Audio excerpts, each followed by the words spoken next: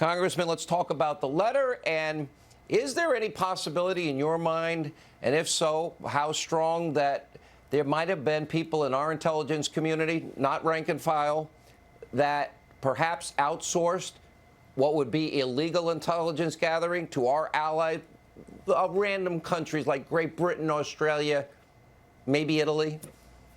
Well, I think we can be sure about one thing, and that is that on foreign soil, someone was running operations against Trump campaign people.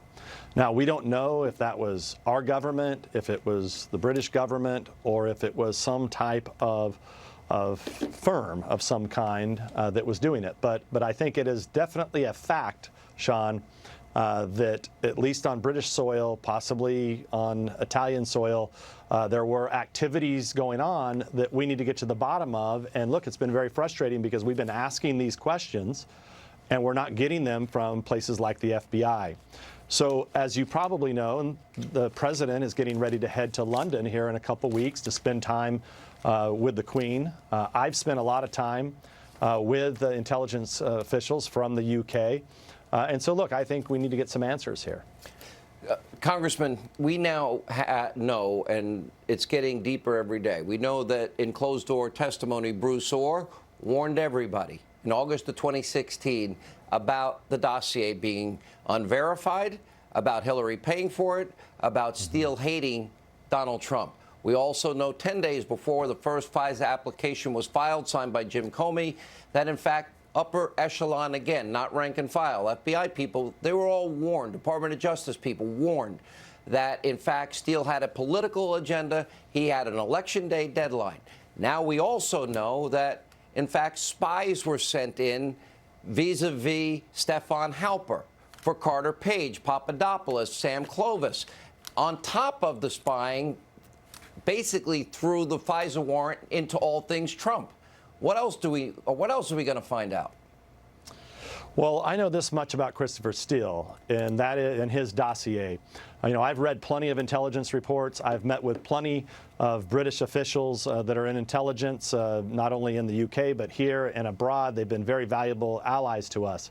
They're not idiots, Sean. There is no possible way that British intelligence folks read the Christopher Steele dossier and didn't just laugh. Okay, so I actually believe that Mueller knows, that the Mueller dossier team knew that the Brits actually, I think, did give us some warning. So, but we can't get that information. I think there are things that Mueller knew about. I think the Brits probably did raise concerns about Steele's credibility to the new administration. But of course, we can't get those documents, and it's what we continue to try to get. And I think hopefully it's what the U.S. Attorney out of Connecticut is going to get to the bottom of.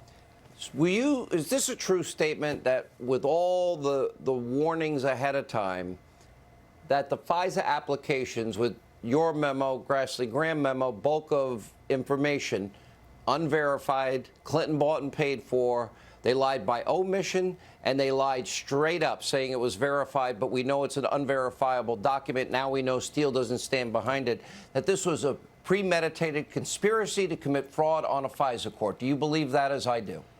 Well, we made a criminal referral that there was a conspiracy to fraud the FISA court. We also made one that there was also a conspiracy to manipulate intelligence. You had on John Solomon earlier. He has filed a request with the court.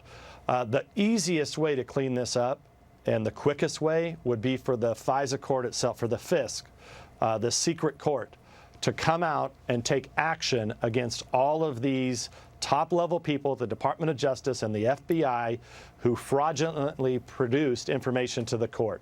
You know, because if not, if the court doesn't do this, we're going to run through all this between the IG and the U.S. Attorney, the work that we continue to have to do. And look, at the end of the day, it's not going to be believable that we should have a secret court in this country if they can't take action to enforce people that deliberately lie to them.